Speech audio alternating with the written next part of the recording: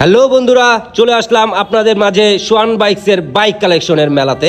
Use পরিমাণের bike রয়েছে, তার মধ্যে আপনাদেরকে আমি একটু R15 সিরিজের যে বাইকগুলো আমাদের কালেকশনে রয়েছে সেগুলো একটু দেখাই দিই। সেটা হচ্ছে এই যে দেখেন, R15 V3 red colour, super duper একটা ফ্রেশ কন্ডিশনের R15 V3 যারা চাচ্ছেন চলে আসতে পারেন সোয়ান বাইকসে।